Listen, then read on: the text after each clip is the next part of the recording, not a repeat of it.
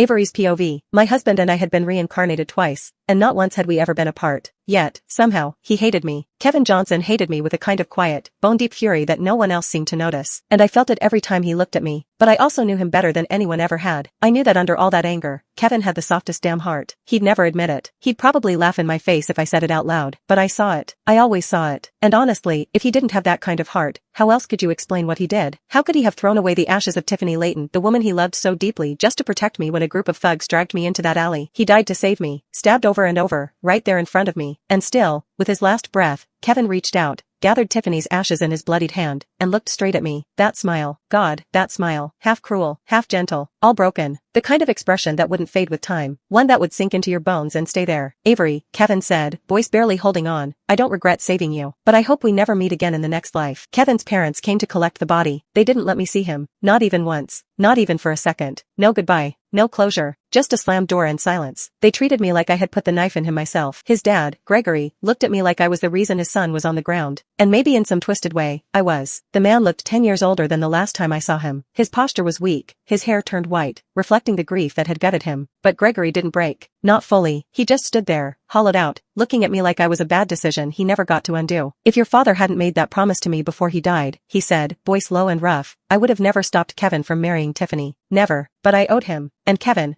kept saving your life like it meant something. Like it was fate. But this, whatever this is between you two, ends now. It has to. Then came Eleanor, Kevin's mom. God, the way she looked at me like I was poison. She didn't yell or cry. Eleanor just stared at me with those sharp, tired eyes that had probably spent the whole night awake. Eyes that had seen their son brought home in a body bag. Avery, she said, her voice cold and measured, if you have even a shred of conscience left, let my son go. Let him rest. Don't follow him into the next life. Don't make him suffer for you again. Then Eleanor folded her hands like it was Sunday Mass, and she said it. Please, let him go. We're begging you. And that's what stuck. Not the blood. Not the funeral I wasn't allowed to attend. Not even Kevin's last words. That one sentence, let him go, burrowed into my head and stayed there for 10 years. So I didn't go home, didn't show my face, and didn't do anything except work. I poured every damn part of me into researching the artificial constellation sequence. 7 stars. Something half the world said was a fantasy, but I made it real. When we finally pulled it off and it finally worked, I signed up as the first test subject without hesitation. Professor Aldridge looked at me like I'd lost my mind. Avery, he said carefully, even if the constellation sync holds, we don't know the long-term damage. It could do things to your body, things we can't reverse. You need to really think this through. I just smiled, peeling off my lab coat like it was any other day. It's all right, Professor. I just want to see if there's still time to fix what I broke, to make something right. Then I turned, hit the button, and didn't look back. What came next was pure agony. A powerful shockwave ripped through me, like it was trying to squeeze my soul through the tiniest hole. Then a blinding white light flashed so brightly it felt like it was burning my eyes. And then I opened my eyes. I was standing right outside St. Jude's Sanctuary. Something smooth and cool rested in my palm, a fate stone carefully crafted by the chaplains here. At that moment, I knew exactly what day it was, the day Eleanor had begged us to return to the sanctuary and keep our promise. Avery, a voice snapped beside me, irritated, what are you spacing out for? Carve the damn thing. I don't have all day. I turned around. Kevin. He was alive, 25 again. His face was full of life. No scars. No hint of death in his eyes. My throat closed up so fast I didn't even feel the tears until they hit my cheeks. Kevin frowned. Seriously? Crying over a carved, useless stone? What game are you playing now, huh? Did my mom drag me here so that you could put on this whole lovesick act? I tried to speak, but the words caught in my throat. I swallowed hard, bit the inside of my cheek, and forced myself to smile. Can you go wait outside for a sec? I want to give you a surprise. Kevin narrowed his eyes at me, clearly suspicious, but didn't argue. He just dropped the stone he'd already carved on the table and walked out. I picked it up, my fingers gently tracing the familiar letters carved into the smooth, flat stone, his name, Kevin Johnson. And then, something hit me deep inside. Loving him the way I did never brought either of us peace. We never found happiness. All we ended up with were empty spaces, wide, aching holes where our dreams used to live. A young chaplain walking by noticed me frozen in place. Miss Avery, he said softly, if you don't carve your name soon, you'll miss the last bus down the mountain. I blinked, nodded, and picked up the carving knife. My hand trembled just a little as I carved the name, Tiffany Layton. Stroke by stroke, line by line, I traced every letter with care. When I finished, I set the stone down and finally let out a breath. For the first time in years, it felt like I could actually breathe. St. Jude's wasn't just any sanctuary. It was known for answering prayers about love. If your bond were true, heaven would protect it. But if what you brought was a cursed bond, it would always turn against you. Every single time. Avery's POV. For more than 10 years, Eleanor and I have made it a tradition to visit St. Jude's annually, like clockwork. When the chaplain saw me this time, he gave me that same calm smile he always had. Gentle, warm, but also also layered. It was meaningful. Then, the young chaplain repeated what he had told me years ago. Kevin and I were tied together by fate, destined to cross paths again and again. He saved me more than once in the past, and that's how we ended up married. Hearing this revelation, Eleanor lit up like it was a sign from the heavens. She grabbed my hand, teary-eyed and glowing. Avery, this is wonderful news. You and Kevin are truly meant for each other. That's fate. Fate. Yeah. Except fate isn't always kind, and it's never simple. Later, Kevin really did save me. Of all things, it was an avalanche. However, he wasn't quick enough to save Tiffany. She was also trapped, but by the time they unearthed her, there was little left. She merely had a weak heartbeat and spent many years in a hospital bed, waiting to die, and death truly claimed her. Kevin never forgave me, not even once. Every bit of his grief, pain, guilt, and heartbreak was directed right at me, blaming me for being there. Perhaps if I hadn't been there, he might have been able to save her instead. And yet, when it came down to it, he still chose me. I used to think the chaplain's words were beautiful. I remember how they filled my chest with this ridiculous hope. I clung to them like they meant something divine, like maybe the universe was on our side. Now I know better. It wasn't a blessing. It was a warning. The fate that connected Kevin and me wasn't some golden ribbon of destiny. It was a chain. Heavy, tight, unforgiving, and I'd been too happy, too stupid, to see that look in the chaplain's eyes when he smiled. I'd mistaken his pity for reassurance, and that blind, naive hope kicked off a whole storm of heartbreak I never saw coming. At the altar, I handed the 2 fate stones to the chaplain. He squinted at the carvings, his expression going cautious. Avery, if the names on these are wrong, the blessing transfers to someone else. I looked him straight in the eye and nodded. This is how it's supposed to be. It wasn't too late, not yet. I could still make sure Kevin got what he really wanted. As I stepped out of the sanctuary, a couple passed us on their way in. The girl was practically glowing, clinging to her boyfriend's arm like they were the only 2 people in the world. I heard the magnolias in the garden are about to bloom, she said, bouncing on her toes. And they're holding a ceremony for the fate stones when they're at their peak. Let's stick around a few more days, okay? The guy smiled and reached out, playfully rubbing her nose. All right.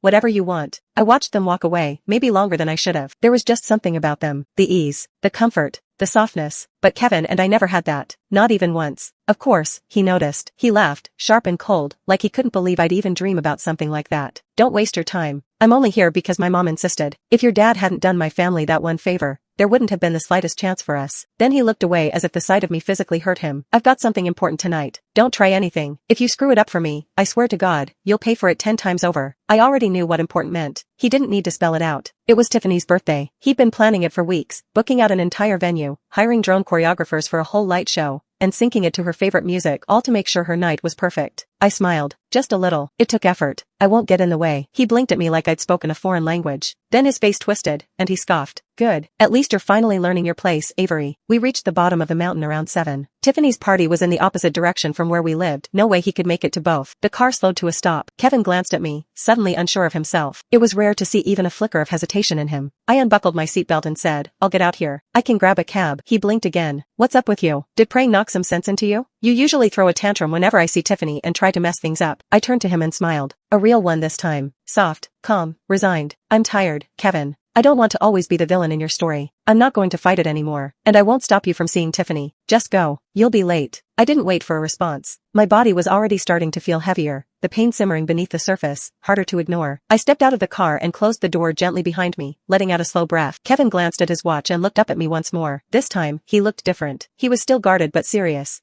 Thanks, he said quietly. Then he drove off. No goodbye, no look back. But honestly, even before this, he never really looked back.